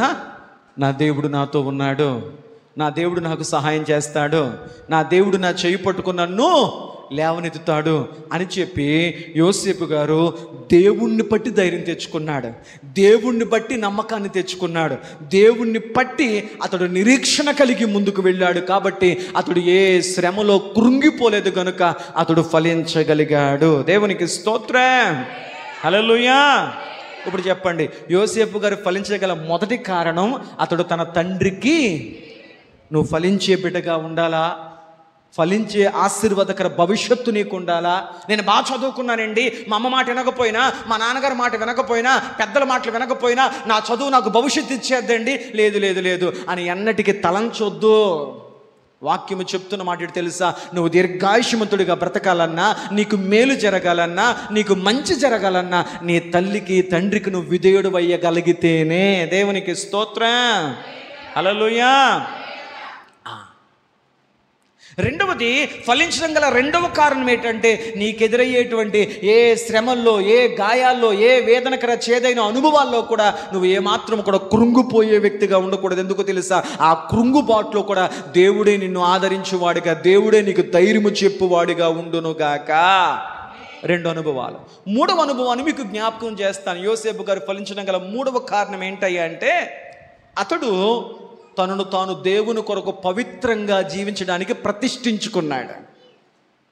మా అమ్మగారికి దూరంగా ఉన్నా, మా నాన్నగారికి దూరంగా ఉన్నా, నా సహోదరులకు దూరంగా ఉన్నా, నా కుటుంబానికి దూరంగా ఉన్నా, యోసేపు కలిగిన గాయములో అతడి చిన్నతనములోనే తల్లి చనిపోయింది. ఎన్నెన్నో అనుభవాలు, అవన్నీ దేవుడు బలపరిచి నడిపించారు. మూడవది ఏంటయ్యా అంటే, అతడు తన పవిత్రతను తాను కాపాడుకోవడానికి తను తాను దేవుని ఎదుట ప్రతిష్ఠించుకున్నాడు. నేను పవిత్రంగా మాట్లాడాలి, పవిత్రంగా చూడాలి, పవిత్రంగా ఆలోచించాలి, పవిత్రంగా బ్రతకాలని చెప్పి ఏ పరిస్థితిలో కూడా తన్ను తాను దేవుని ఎదుట పవిత్రంగా ఉండడానికి తన్ను తాను ప్రతిష్ఠించుకున్నాడు. ఆమేన్ చెప్పండి. ఈనాడు చాలామంది పవిత్రత ఎలాగుంటుంది అంటే, అందరూ చూస్తున్నారు అనుకోండి, అందరి కళ్ళు నన్నే గమనిస్తున్నాయి, అందరూ నన్ను చూస్తున్నారు అంటే వాళ్ళకు మించిన పవిత్రులు అసలు ఎక్కడ కనపడరు. నన్ను ఎవరూ చూడడం లేదు, నన్ను ఎవరూ పట్టించుకోవడం లేదు, నేను ఎవరికి కనపడడం లేదు అంటావు చూసావా, అప్పుడు నీలో ఉన్నటువంటి నిజమైన సాక్ష్యం బయటకు వస్తుంది. అందుకే దేవుడు అన్నాడు ఆదామును చూసి, నరుడు ఒంటరిగా ఉండడం మంచిది కాదు. ఒక వ్యక్తుల అసలు స్వభావం ఎప్పుడు బయటకు వస్తుంది? మాట్లాడండి. నలుగురిలో ఉన్నప్పుడు ఎంత సభ్యతగా ప్రవర్తిస్తామో, ఎంత సభ్యతగా మాట్లాడతామో, కానీ ఒంటరిగా ఉన్నప్పుడు నీలోంచి బయటకు వస్తాయి చూసావా, అవి నీలో ఉన్నటువంటి నిజమైన స్థితి. అది మంచిది కాదు. అయితే ఈ యొక్క యోసేపు మాత్రము దేవుని ఎదుట తన్ను తాను పవిత్రుడిగా బ్రతకడానికి అతడు తన్ను తాను ప్రతిష్ఠించుకున్నాడు. చూడండి, ఆదికాండము 39వ అధ్యాయము 10వ వచనము 12వ వచనం మనం చూడగలిగితే ఆ విషయాలు మనం అక్కడ గమనించగలుగుతాం. దినదినము ఆ పోతీఫరు యొక్క భార్య యోసేపును ఎన్నోసార్లు కూడా ప్రలోభ పెట్టినప్పటికీ, ఎన్నో సందర్భాల్లో అతన్ని ఇబ్బంది పరిచినప్పటికీ అతడు ఏమాత్రము కూడా ఆమె మాటకు లోబడక, ఆమె మాటకు అంగీకరించక అతడు ఒక తీర్మానం చేసుకున్నాడు. ఆమెతో ఒక మాట అతడు చెబుతాడు. ఏంటయ్యా అంటే, కాబట్టి నేనెట్లు ఇంత ఘోరమైన దుష్కార్యము చేసి దేవునికి విరోధముగా పాపము కట్టుకుందునని తన యజమానుని భార్యతో అనెను. ఎవరికి విరోధంగా బ్రతకడం ఇష్టం లేదన్నాడు? మా యజమానుడికి అన్యాయం చేస్తాను అనలేదు. ఇదిగో నన్ను చూస్తున్న దేవుడు ఉన్నాడే, నన్ను గమనిస్తున్న దేవుడు ఉన్నాడే, నా మీద నమ్మకాన్ని పెట్టుకున్న దేవుడు ఉన్నాడే, ఆ దేవునికి విరుద్ధంగా నేను పాపము చేసి నేను బ్రతకలేను. నా మనస్సాక్షిని చంపుకోలేను, నా వ్యక్తిత్వాన్ని చంపుకోలేను, నా సాక్ష్యాన్ని చంపుకోలేను, అలా నేను బ్రతకలేను జీవోత్సవంగా అని చెప్పి అతడు ఏ మాత్రం ఆమె ప్రలోభాలకు లొంగకుండా ఇట్టి దుష్కార్యము చేసి నా దేవునికి విరుద్ధంగా ఎలానే బతుకుతాను? మనుషులకు నేను భయపడడం లేదు, నీ భర్తకు భయపడడం లేదు, రాజుకు భయపడడం లేదు, నేను నా దేవునికి భయపడుతున్నాను. బైబిల్ అంటుంది, యెహోవా యందలి భయభక్తులు పవిత్రమైనవి, అవి నిత్యమని నిలబెడతాయి. దేవుడికి భయపడేవాడు ఎక్కడికి వెళ్ళినా పవిత్రంగానే ఉంటాడు. మనుషులకు భయపడేవాడు ఆ మనుషుల ముందు అందరమే జాగ్రత్తగా ఉంటాడు, మనుషులు దాటాక నచ్చినట్లు చేస్తాడు. యోసేపు దేవునికి భయపడ్డాడు, ఆకాశముందున్న దేవునికి భయపడ్డాడు. ఎందుకో తెలుసా? యెహోవా కనులలో లోకమంతయు సంచరిస్తున్నాయి. దేవునికి భయపడ్డాడు కనుక అతడు తాను దేవుని కళ్ళ ఎదుట పవిత్రుడిగా బ్రతకడానికి తను తాను ప్రతిష్ఠించుకున్నాడు. ఒకరోజు ఇంట్లో ఎవరు లేని టైంలో ఆమె అతన్ని మరలా ప్రలోభ పెట్టే టైంలో అతడు ఆమె దగ్గర నుంచి విడిపించుకోవడానికి తన వస్త్రాన్ని సైతం వదులుకొని బయటికి పారిపోయి వచ్చేసాడంట. దేవునికి స్తోత్రం చెప్పండి. 12వ వచనంలో మనం చూడగలుగుతాం, అతడు తన వస్త్రాన్ని ఆమె చేతిలో వదిలేసి పారిపోయాడంట. అంటే కొన్ని పరిస్థితుల్లో నీ పవిత్రతను కాపాడుకోవడానికి కొన్ని కోల్పోయినా పర్లేదు, కొన్ని వదిలేసుకోవాల్సి వచ్చినా పర్వాలేదు. అంతటి పవిత్రుడుగా అతను బ్రతికితే అతని మీద నింద పడింది, చెయ్యని నేరము పడింది, అతని మీద రకరకాల వేదనకర పరిస్థితులు కలిగాయి. అయినప్పటికీ అతడు దేవుని బట్టి తన వ్యక్తిత్వాన్ని, సాక్ష్యాన్ని, పవిత్రతను కాపాడుకున్నాడు. దేవునికి స్తోత్రం. చూడండి, అపోస్తలుడైనటువంటి పౌలు దెస్సలోనికి రాసినటువంటి మొదటి పత్రిక అపోస్తులైనటువంటి పౌలు దెస్సలోనికి రాసినటువంటి మొదటి పత్రిక 4వ అధ్యాయము 5వ వచనం. 4వ అధ్యాయము 5వ వచనం. అమ్మా, మీలో ప్రతివాడును దేవుని ఎరగని సంగమా గుర్తుపెట్టుకో. ఓ యవనస్తుడా, యవనస్తురాలా, ప్రియ సంగమా గుర్తుపెట్టుకో. అయితే మీలో ప్రతివాడును ఎలా ఉండాలో తెలుసా? దేవుని ఎరగని అన్యజనుల వలె కామాభిలాషయందు కాక పరిశుద్ధత యందును, అమ్మా, ఘనత యందును, తన ఘటమును అంటే తన శరీరం అనే ఘటమును ఎట్లు కాపాడుకొనవలెనో అది ఎరిగి ఉండుటయే దేవుని చిత్తమో. దేవునికి స్తోత్రం చెప్పండి. నీ శరీరం అనే మట్టి ఘటాన్ని నువ్వు కాపాడుకోవడం నీకు తెలియాలంట. ఈరోజు ఫోన్లు వచ్చి మనుషులను చెడగొట్టేశాయి. మన బిడ్డలు చాలా మంచోళ్ళండి, మన బిడ్డలు మంచోళ్ళే, కానీ ఫోన్ అన్నీ వాళ్ళకి నేర్పించేస్తుంది. వాళ్ళకి జ్ఞానం పెరగాలని ఫోన్ ఇస్తున్నాం, వాళ్ళ జ్ఞానం మాత్రమే నేర్చుకోవట్లేదు, అన్నీ నేర్పేస్తున్నాయి ఫోన్లు వారికి. నీకు అర్థమవుతుంది అనుకుంటున్నాను. బైబిల్ అంటుంది, ఇదిగో వాక్యము తెలియనటువంటి అన్యజనుల వలె మనము కామాభిలాషయందు ప్రవర్తించుకున్నట్లు, ఇదిగో ఈ దేహం అనేటువంటి, ఈ శరీరం అనేటువంటి, ఈ శరీరములో పుట్టేటువంటి కామ సంబంధమైన శరీర కోరికలైనటువంటి వాటి విషయంలో మనం ఎలా తప్పించుకుని పవిత్రత కలిగి బ్రతకాలో అది మనం ఎరిగిన వారి వలె ఉండాలి. దేవునికి స్తోత్రం. అంటే యోసేపు ఎరిగిన వాడిగా ఉన్నాడు కాబట్టి అతడు ఎక్కడికి వెళితే పాపంలో పడిపోతాడో అక్కడి నుంచి దూరంగా వెళ్ళిపోయాడు. దేవునికి స్తోత్రం. హల్లెలూయా. యారా బాబు ఎందుకు అంటాడు, నా నిగ్రహాన్ని పరీక్షించుకోవడానికి అండి. జరగదు. అవ్వమ్మ అంద, ఏవమ్మ ఎందుకు ఆ చెట్టు దాకా వెళ్ళావంటే నేను ఎంత నిగ్రహంగా ఉంటానో చూడడానికి వెళ్ళాను. అమ్మ ఎందుకు పండు కోసావంటే పండు కోసినంత మాత్రాన్ని తినేయగలుగుతానేంటి, ఎంత నిగ్రహంగా ఉందో చూడడానికి ప్రయత్నించాను. పండు కోసినంత మాత్రాన్ని తినేస్తానేంటి, తిన్నంత మాత్రాన అది మింగేస్తానేంటి, నా నిగ్రహం ఏంటో నాకు తెలుసు. చాలామంది ఇలా అనుకుంటారు, నా గురించి నాకు తెలుసు. తెలుసుకుంటాక ఏం ఉండదు. యోసేపు తనను తాను పవిత్రముగా ఉంచుకోవడానికి అతడు తనను తాను దేవుని సన్నిధిలో ప్రతిష్ఠించుకున్నాడు. దేవునికి స్తోత్రం. హల్లెలూయా, హల్లెలూయా. అందుకు అపోస్తులైనటువంటి పౌలు తన ఆత్మీయ కుమారుడైనటువంటి యవనస్తుడైన తిమోతికి చెబుతూ, నా కుమారుడు తిమోతి, యవన వయసులో ప్రభుని తెలుసుకున్నావు, యవన వయసులో దేవుని నీ స్వరక్షకుడిగా అంగీకరించావు, యవన వయసులో రక్షణ వస్త్రంతో అలంకరింపబడ్డావు, యవన వయసులో ఇదిగో దేవునికి సన్నిధిలో సాక్షిగా బ్రతుకుతున్నావు. అయితే నువ్వు ఎలా ఉండాలో తెలిసే నా కుమారుడు తిమోతి అని చెబుతూ తిమోతికి రాసిన మొదటి పత్రిక 4వ అధ్యాయము 11, 12 వచనాల్లో ఒక యవనస్తుడిగా బ్రతుకుతున్న తిమోతిని ఎలా బ్రతకాలో వాక్యాన్ని బట్టి హెచ్చరిస్తున్నాడా. నీ యవనమును బట్టి ఎవడును నిన్ను తృణీకరింపకుండా చూసుకొనుము. మాటల్లో, ప్రవర్తనలో, ప్రేమలో, విశ్వాసములో, పవిత్రతలో నీ సంఘములో ఉన్న విశ్వాసులకు మాదిరిగా బ్రతుకు. దేవునికి స్తోత్రం. సంఘములోనే కాదు, నీ చుట్టూ ఉన్న సమాజములో కూడా ఇతరులకు మాదిరిగా బ్రతుకు. ఆదివారం రాగానే తలస్నానం చేసేసి తలదువ్వు వేసుకుని తెల్ల చొక్క వేసుకుని బైబిల్ పట్టుకుని వెళ్ళిపోవడం కాదు. ఆదివారం బైబిలు, వారం అంతా సెల్ ఫోన్ అంటే కుదరదు. నా కుమారుడా తిమోతి, నువ్వు ఎలా బ్రతకలో తెలుసా? మాటలోనూ ఏం మాట్లాడుతున్నావు ఒకసారి ఆలోచించుకొని మాట్లాడుకో. రకరకాల పనికిరాని పిలుపులు, పనికి మాలిన పిలుపులు, పనికిరాని పిలుపులు, పనికి మాలిన పిలుపులు. నీ నోటి నుంచి పోకిరీ మాటలు రావద్దు, సరసోక్తులు రావద్దు, అపవిత్రమైన మాటలు, బూతి మాటలు నోటికి రానివద్దు. అది భక్తిహీనులకు తగినవి, భక్తి చేసేవారికి అవి తగిన మాటలు కాదు.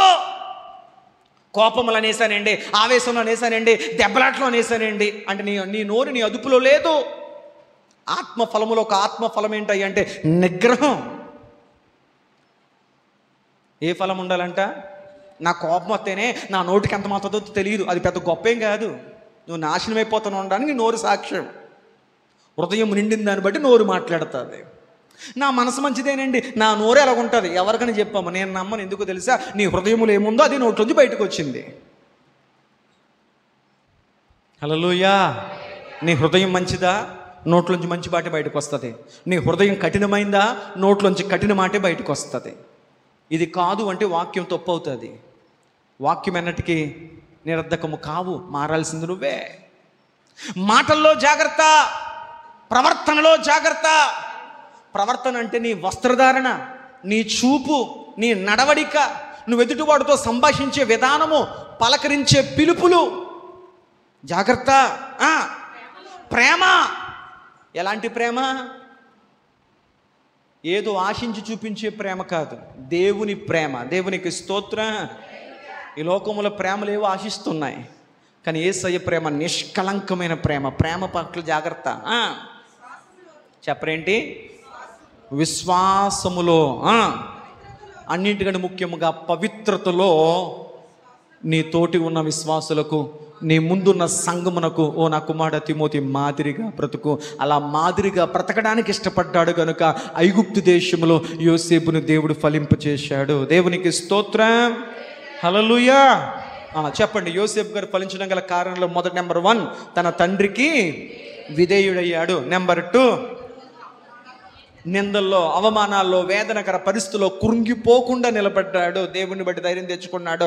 నెంబర్ 3, అతడు దేవుని కొరకు పవిత్రంగా బ్రతకడానికి తన్ను తాను ప్రతిష్ఠించుకున్నాడు. అలా ప్రతిష్ఠించుకుంటే ఏమవుతుంది పాస్టర్ గారండి అంటే, నాజీరు చేయబడి ప్రతిష్ఠింపబడి పవిత్రంగా బ్రతకడా అంటే, దేవుడికి నేనే దిక్కు, నేను లేకపోతే దేవుడి పనులు జరగవో, నేను లేకపోతే తన ప్రజలను ఫిలిస్తీన్ల చేతి నుంచి ఎవరు విడిపించలేడు కాబట్టి దేవుడు అలాగే కండిషన్లు పెడతాడో, నా సుఖానికి ఎవరు అడ్డుపడి నాకు కుదరదో, దేవుడు అలాగే అనుకుంటాడు, నన్ను నాజీరు చేశాడు, నాకు బలాన్ని ఇచ్చాడు, నాకు శక్తిని ఇచ్చాడు, నేను ఎలా బ్రతికినా పర్లేదు అనుకున్నాడు సంసోను.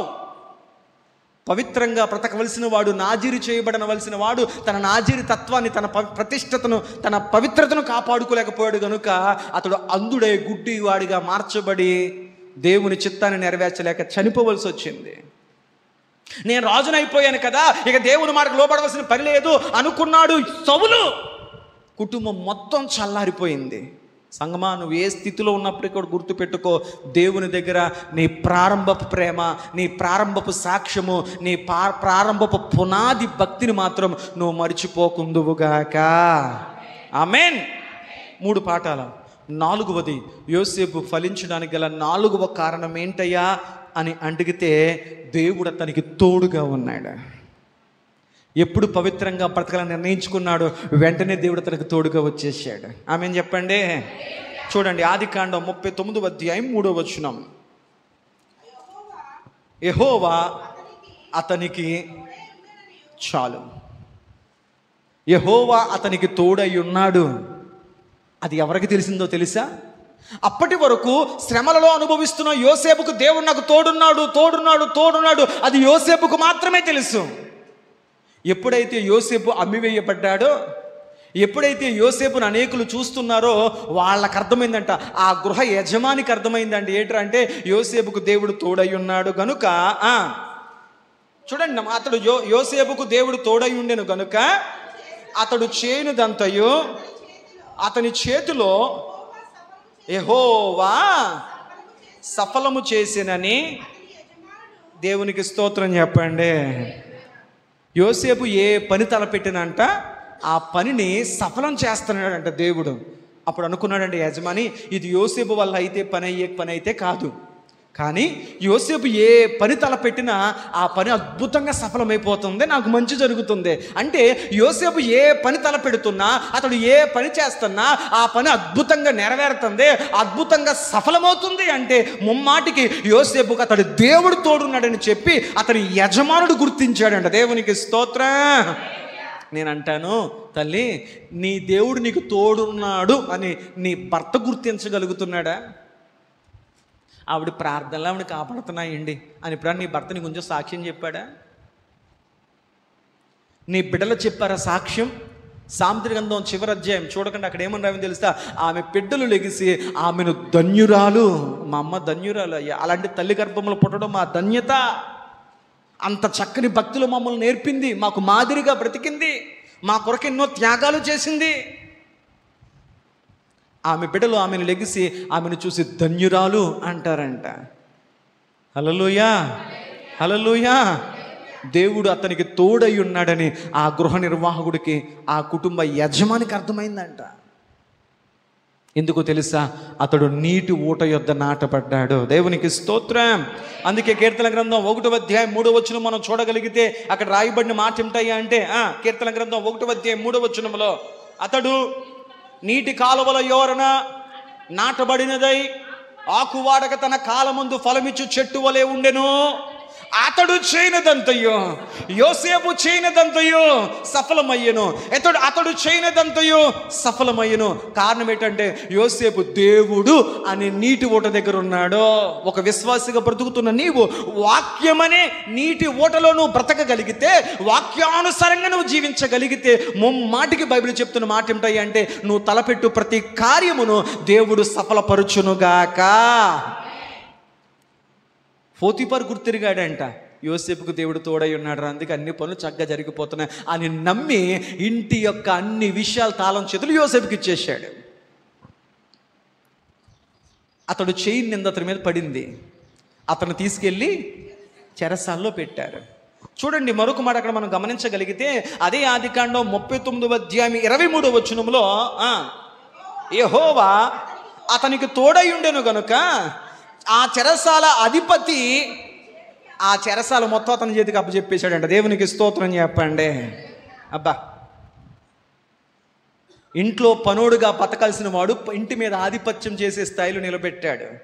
జైల్లో ఖైదీగా బ్రతకాల్సిన వాడు తోటి ఖైదీలకు అధికారిగా దేవుడు నిలబెట్టాడు. కారణం ఏంటంటే, నువ్వు ఎక్కడ ఏ స్థితిలో ఉన్నా నువ్వు దేవుని ఎదుట యథార్థంగా ప్రవర్తిస్తే, బైబిల్ అంటుంది, నమ్మకమైన వాడికి మేలులు జరుగును, యథార్థముగా ప్రవర్తించు వాడికి ఆయన ఏ మేలు చెయ్యక మానడు. దేవునికి స్తోత్రం. యోసేపుకు దేవుడు తోడై ఉన్నాడు, గోతులో తోడై ఉన్నాడు, అమ్మి వేయబడినప్పుడు దేవుడు తోడై ఉన్నాడు, ఇంట్లో ఒక బానిసగా పనిచేస్తున్నప్పుడు దేవుడు తోడై ఉన్నాడు, అవమానముతో నింద వేయబడి చెరసాలలో ఉన్నప్పుడు కూడా దేవుడు తనకి ఏ స్థితిలోనైనా ఇదిగో నేను నీకు తోడుంటాను. ప్రభు చెప్పాడు కదా యెషయా గ్రంథంలో, నేను నీకు తోడుంటాను. దేవునికి స్తోత్రం.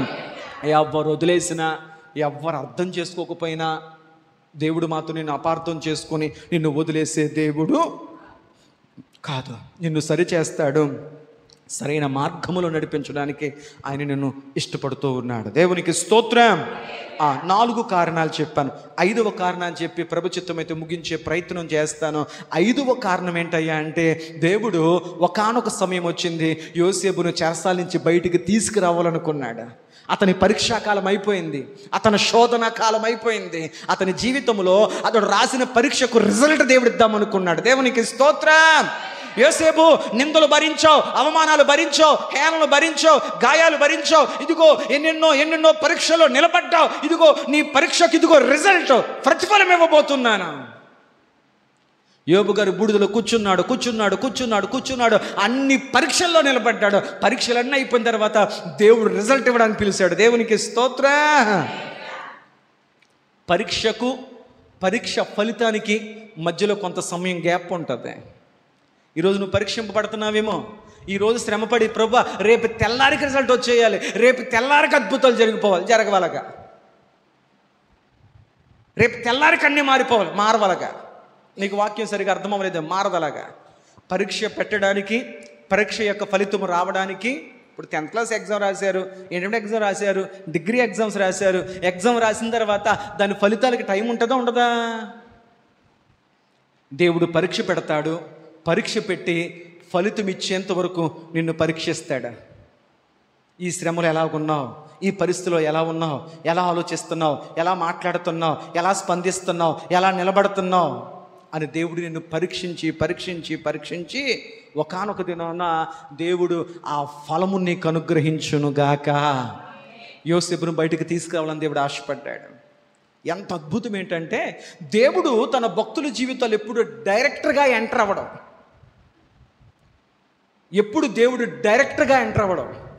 శ్రమల్లోకి దేవుడు డైరెక్ట్గా తీసుకెళ్ళడం, కొన్ని పరిస్థితుల ద్వారా నేను బయటికి లోపల తీసుకువెళ్తాడో, అలాంటి కొన్ని పరిస్థితుల ద్వారా దేవుడు బయటికి తీసుకొస్తాడు. దేవునికి స్తోత్రం. అది ఎవరికి అర్థం కాదు, కానీ దేవుని బిడ్డకు అర్థమవుద్ది. దేవుని జాడలు ఇవన్నీ కూడా. దేవునికి స్తోత్రం. ఆయన జాడల సారం నీకు అర్థమగునుగాక.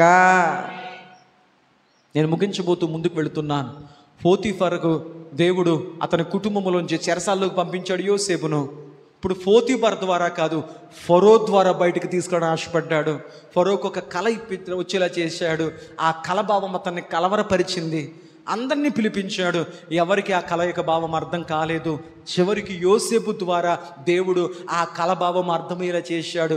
ఏంటి అంటే, అయ్యా ఇదిగో నేను చూస్తున్నప్పుడు నాకు ఈ కళ వచ్చింది, ఇది నాకు అర్థం కావట్లేదు. యోసేపు గారు ఆ కళ భావాన్ని చెప్పాడు. రాజు వెంటనే అతన్ని చెరసాల నుంచి బయటకు విడిపించాడు. అతని చేతికి అధికారాన్ని ఇచ్చాడు. ఫరో పక్కన అతనికి ఒక సింహాసనం వేయించాడు. దేవునికి స్తోత్రం. అతని నిందను తొలగించేశాడు, అతని అవమానాన్ని తొలగించేశాడు, అతనికున్న సమస్త స్థితిని అతను తొలగించేశాడు. దేశములోకి అతడు బానిసగా వచ్చాడు. పరీక్షా కాలం తరువాత ఆ దేశానికి దేవుడు ఒక ఉన్నతమైనటువంటి ప్రధానమంత్రిగా చేశాడు. ఫరో తర్వాత ఫరో దగ్గరికి ఏదొచ్చినా కానీ నా దగ్గరికి కాదయ్యా, యోసేపు దగ్గరికి వెళ్ళండి, యోసేపు దగ్గరికి వెళ్ళండి, అంత నమ్మకత్వాన్ని పుట్టించాడు. దేవునికి స్తోత్రం. పోతీఫర్ నమ్మకం పొందుకున్నాడు, జైలు అధికారి నమ్మకాన్ని పొందుకున్నాడు, చివరికి ఫరో యొక్క నమ్మకాన్ని పొందుకున్నాడు. కారణం ఏంటంటే ఇవన్నీ కలగడానికి యోసేపు ముందు దేవుని నమ్మాడు. ఆమెన్ చెప్పండి. దేవునికి నమ్మకంగా ఉంటే జరగాల్సినవన్నీ జరిగిపోతాయి. మనుషులకు నమ్మకం ఉండే ప్రయత్నం చేస్తే నటిస్తాం. నటించే వ్యక్తి ఎక్కువ కాలం నిలబడదు. దేవునికి స్తోత్రం. హల్లెలూయా. మనం ఇంటికి వెళ్ళిన తర్వాత చదువుకోండి, ఆదికాండము 45వ అధ్యాయం మొత్తం మనం చదువుకోగలిగితే దేవుడు అతని దేశానికి ప్రదానం చేసేసాడు. ఆ తర్వాత దేశానికి చుట్టుపక్కల ప్రాంతాలన్నిటికీ కరువులు వచ్చాయి. ఆ కరువు ప్రాంతంలో అతడు ఆ దేశానికి చక్కని ఆహారాన్ని సిద్ధపరిచిన తర్వాత ఎక్కడో ఉన్న తన అన్నదమ్ములకు, తన తండ్రికి తెలిసిందంట, ఇదిగో మన దగ్గర డబ్బులు ఉన్నాయి కానీ ఆహారం లేదు అని తెలిసింది. ఐగుప్తు దేశంలో ఆహారం ఉందంట అని తెలిసింది. అతని అన్నలు తన తండ్రి ఇచ్చినటువంటి ధనాన్ని పట్టుకొని, రోకలు పట్టుకొని ఐగుప్తు దేశానికి ఆహారం కొనడానికి వచ్చారు. యోసేపు అన్నలను గుర్తించాడు. ఆ రోజు అమ్ము వేయబడిన స్థానంలో ఉన్నాడు, ఈ రోజు నా దేశానికి ప్రధాని స్థానంలో ఉన్నాడు. అన్నలు వచ్చి అతని ముందు సాష్టాంగపడి నమస్కరించారు. వెంటనే దేవుడిచ్చిన కళ నెరవేర్పును అర్థం చేసుకోగలిగాడు. దేవునికి స్తోత్రం. నీ జీవితంలో వాగ్దానం చదివేసి నాకు భలే వచ్చింది అని పక్కనెట్టేయడం కాదు. నీ జీవితంలో జరుగుతున్న సంఘటనలు నీకు నీ వాగ్దానాలు గుర్తు చేయాలి. దేవుడు నీకు ఇచ్చిన మాటలు గుర్తు చేయాలి. దేవుడు నీకు ఇచ్చిన ప్రమాణాలు గుర్తు చేయాలి. ఎన్ని సంవత్సరాలు జరిగిపోతున్నా ఆ వాగ్దానాలన్నీ నీ హృదయంలో ముద్రింపబడాలి. ప్రభువా, పలానా సంవత్సరంలో పలానా వాగ్దానం ఇచ్చావు కదా, ఇదిగో ఆ వాగ్దానం ఇప్పుడు నెరవేరింది. స్తోత్రం. మనకేంటో పోయిన సంవత్సరం వాగ్దానం ఏంటమ్మా, ఏమోనండి పక్కన పెట్టేశాను, అందుకే జరగడం లేదు. అన్నలు వచ్చారు, వారిని క్షమించాడు, వారిని గుర్తించాడు, వారిని హత్తుకున్నాడు. వాడు మెడ మీద పడి ఏడ్చాడు. దేవునికి స్తోత్రం. ఒక 4 రూపాయలు వస్తే మనం తెలిసిన కూడా మనం చూడం. అతను ఎవరో నాకు తెలియదు. డబ్బులు మనుషులను మార్చేస్తున్నాయి, మారిపోతున్నారు మనుషులు. కానీ తన అన్నలను గుర్తుపట్టాడు. వాళ్ళ మీద ఉన్న ప్రేమను గుర్తించాడు. వాళ్ళ భుజముల మీద పడ్డాడు, ఏడ్చాడు, వారిని క్షమించాడు. తనతో పాటు తన తండ్రిని కూడా తీసుకురమ్మని చెప్పాడు. తత్ఫలితంగా ఆ కుటుంబం అంతటిని పోషించాడు, కుటుంబం అంతటిని క్షమించాడు. దేవునికి స్తోత్రం. హల్లెలూయా. యోసేపు ఫలించడం గల 5వ కారణం ఏంటంటే అతడు పోషించాడు తన కుటుంబాన్ని. అంతకుముందు వారందరినీ, వారు చేసిన కీడంతటిని కూడా క్షమించేశాడు. స్వస్థ బుద్ధి గల ఆత్మ. ఏ ఆత్మ ఉండాలంట? స్వస్థ బుద్ధి గల ఆత్మ. నీకు అది ఉందా? స్వస్థ బుద్ధి గల ఆత్మ నీకుంటే గతాన్ని ఎందుకు తవ్వుతున్నావు? ఆ రోజు నువ్వు ఆ మాట అనలేదా అంటే నువ్వు ఇంకా క్షమించలేదు. స్వస్థ బుద్ధి గల ఆత్మ నీకు లేదు. ఇవన్నీ నీ హృదయంలో మచ్చలుగా పెట్టుకున్నావు, మచ్చలుగా, మరకలుగా, డాగులుగా, కలంకాలుగా పెట్టుకున్నావు. యోసేపుకు తన అన్నల్ని ఏమన్నా చేసే అధికారం ఉంది, కానీ దేవుణ్ణి బట్టి అతడు వాళ్ళందరినీ క్షమించాడు. యోసేపుకు తెలుసు, ఈరోజు నేను కక్ష సాధింపు చర్యగా ఈ మాట అనేసి నా ఉక్రోసం తెచ్చేసుకుని ఈ నింద వేసి లేకపోతే వాళ్ళని చంపించేసి జైల్లో పెట్టేసి నా కక్ష తీర్చేసుకుంటే నాకు తెలుసు దేవుడు మరలా నన్ను వదిలేస్తాడు, నేను మరలా గోతులోకి వెళ్ళిపోతాను. దేవుడు ఎప్పుడు నాతోనే ఉండాలి. నా జీవితం దీవెనకరంగా ఉండాలంటే నేను ఎదుటి వాళ్ళని క్షమించే మనసుతో ఉండాలి. దేవునికి స్తోత్రం. భక్తులు క్షమించారు తన శత్రులను క్షమించమని ప్రభు చెప్పారు. ఆయనే క్షమించాడు, స్టెఫనే క్షమించాడు, అనేక మంది భక్తులు హింసించిన వారిని క్షమించారు. మనం ఏంటో హింసించడం కాదు, కొట్టడం కాదు, ఒక మాట అంటే క్షమించలేం. స్వస్థ బుద్ధి గల ఆత్మ నీలో లేకపోతే నువ్వు ఆత్మ ఫలాలు ఎలా ఫలించగలుగుతావు? ప్రేమ, సంతోషము, సమాధానము, దీర్ఘశాంతము, ఆశానిగ్రహము, సాత్వికము, 9 ఆత్మఫలాలు నీ జీవితంలో ఫలించగలిగితేనే నువ్వు చిగురించేటువంటి కొమ్మగా ఉండగలుగుతావు. దేవునికి స్తోత్రం. యోసేపు జీవితంలో ఇవన్నీ అనుభవించగలిగాడు. చివరకు వచ్చేసరికి తనను వేదనకు గురి చేసి చావు వరకు తీసుకెళ్ళి ఎన్నెంతగానో గాయపరిచినటువంటి అన్నలను క్షమించాడు. క్షమించడం మాత్రమే కాకుండా అతడు వారందరినీ క్షమించాడు, వారందరినీ పోషించాడు. దేవునికి స్తోత్రం. ఆ చివరికి ఒక మాట మీకు చెప్పి నేను ముందుకు వెళ్ళి ముగించే ప్రయత్నం చేస్తాను. వింటున్నారా? యోసేపు ఏ వయసులో అమ్మివేయబడ్డాడు? అమ్మా, 17 సంవత్సరాల వయసు. ఎన్ని సంవత్సరాల వయసు? 15 సంవత్సరాల వయసు. దేవునికి స్తోత్రం. హల్లెలూయా. 17 సంవత్సరాల వయసులో యోసేపు తన తండ్రి దగ్గర నుంచి, అంటే ఒక మాట జ్ఞాపకం చేసుకోండి, యోసేపు గారిని అతని తండ్రి ఎన్ని సంవత్సరాలు పోషించాడు? చెప్పండి అమ్మా. 17 సంవత్సరాలు. 37వ అధ్యాయం 2వ వచనం చూడండి. యాకోబు వంశవలిది యోసేపు ఎంత? 17 ఏండ్ల వాడిగా ఉన్నాడు. తండ్రికి ఏ వయసులో దూరం అయిపోయాడు? 17 సంవత్సరాల వయసులో దూరం అయిపోయాడు కదా అమ్మ, వింటున్నారా? 10 నిమిషాలు. 17 ఏండ్ల వయసులో తండ్రికి దూరం అయిపోయాడు. అంటే యోసేపు గారు తన తండ్రిని ఎంతకాలం పోషించాడు? యాకోబు గారు యోసేపుని 17 సంవత్సరాలు పోషించాడు. అర్థమైందా? ఐగుప్తుకి అమ్మివేయబడ్డాడు. దేవుడు తన జీవితంలో అద్భుతాలు చేసి అతని ప్రధాని అయిపోయాడు. యోసేపు గారి దగ్గరికి యాకోబు గారు, అతని తండ్రి, తన కుటుంబ సభ్యులందరూ వచ్చేసారు. ఎక్కడికి? ఐగుప్తు. మీకు అర్థమవుతుందా? ఐగుప్తు వచ్చేసారు. ఐగుప్తు వచ్చేసిన తర్వాత మాటల సందర్భంలో ఫరో అడుగుతాడు ఎవరిని? యాకోబుని. అయ్యా మీ యాత్రకాలం ఎంత అని అడుగుతాడు. మన భాషలో మీ వయసు ఎంత అని అడుగుతాం. కానీ ఫరో ఏమడిగాడు? అయ్యా మీ యాత్రాకాలం ఎంత అని అడుగుతాడు. అప్పుడు యాకోబు గారు ఏమని చెప్తాడంటే, అయ్యా నా వయస్సు నేటికి 130 సంవత్సరాలు అంటాడు. ఏ వయసులో యాకోబు ఐగుప్తికి వెళ్ళాడు? 130 సంవత్సరాలు. 130 సంవత్సరాల వయసులో ఉన్న యాకోబు తన కొడుకైనటువంటి యోసేపు దగ్గరికి వెళ్ళాడు. అర్థమవుతుందా? గజిబిజిగా ఉందా? పెంచాడు 17 సంవత్సరాలు. కొడుకు అక్కడ ప్రధాన అయిపోయాడని తెలిసిన తర్వాత యాకోబు తన కుటుంబంతో కలిసి వెళ్ళిపోయాడు ఐగుప్తుకి. ఈ ఐగుప్తుకి వెళ్ళేసరికి యాకోబు వయసు 130 సంవత్సరాలు. మరియు యాకోబు ఎక్కడ చనిపోయాడు? ఐగుప్తులోనే చనిపోయాడు. ఏ వయసులో చనిపోయాడు? 147 సంవత్సరాల్లో చనిపోయాడు. ఐగుప్తు వెళ్ళి ఎంతకాలం బతికాడు? యోసేపు తండ్రిని ఎంతకాలం పోషించాడు అక్కడ? 17 సంవత్సరాలు. తండ్రి కొడుకు ఎంతకాలం పోషించాడు ఇక్కడ? తండ్రిని కొడుకు ఎంతకాలం పోషించాడు అక్కడ? రుణం తీర్చుకున్నాడు. దేవునికి స్తోత్రం. అమ్మ నాన్నలు మనల్ని ఎంతకాలం పోషిస్తున్నారో? నీ కాళ్ళ మీద నిలబడి నీకు ఉద్యోగమో సద్యోగం వచ్చేదాకా వాళ్ళ అన్నం పెట్టి వాళ్ళే నిన్ను పోషించి, వాళ్ళే నీకు చదువు చెప్పి, నీకు వాళ్ళే బట్టలు కొని, వాళ్ళు నీకు కావాల్సిన అవసరాలు తీరుస్తూ, నీకు ఒక స్టేజ్ వచ్చి నువ్వు కాళ్ళ మీద నిలబడి నీకు రెక్కలు వచ్చేంతవరకు నిన్ను పోషిస్తున్నారు. మరి నువ్వు అమ్మ నాన్నని ఎంతకాలం పోషించాలి? అలా పోషించగలుగుతున్నారా కుమారులు? నాకు రెక్కలు వచ్చేసాయి, ఇక నీతో సంబంధం లేదు, లేకపోతే ₹1 పడేస్తాను, ఒక ₹10 పడేస్తాను, నీది నువ్వు వండుకో, నువ్వు తిను, నువ్వు చావు, లేదా అనాథాశ్రమాలకు వెళ్ళిపో, వృద్ధాశ్రమాలకు వెళ్ళిపో. యోసేపు ఫలించిన గల కారణం ఏంటంటే అతడు తన తండ్రిని, తన కుటుంబమును పోషించాడు. దేవునికి స్తోత్రం చెప్పండి. పోషించగలిగితే ఫలిస్తావు. పోషించుతున్నావా? అమ్మ నాన్న అన్నం పెట్టుకున్నాను పెద్దోడు అయిపోయావా? ఈరోజు పెద్దోళ్ళం ఈరోజు రెక్కలు వచ్చేసాయి, ఈరోజు డబ్బులు సంపాదించేసుకుంటున్నాం, ఈరోజు బాగానే మనకన్నీ వచ్చేసాయి, కానీ ఒకరోజు నిన్ను పెంచి పెద్ద చేసి ఈ స్థాయిలో నిలబెట్టగలిగారు అంటే వాళ్ళది చెయ్యబట్టి ఈరోజు నీకు ఇది వచ్చింది. మరి నువ్వేం చెయ్యాలి? వారికి నువ్వు ఖచ్చితంగా రుణం తీర్చుకోగలగాలి. యోసేపు అది చేశాడు.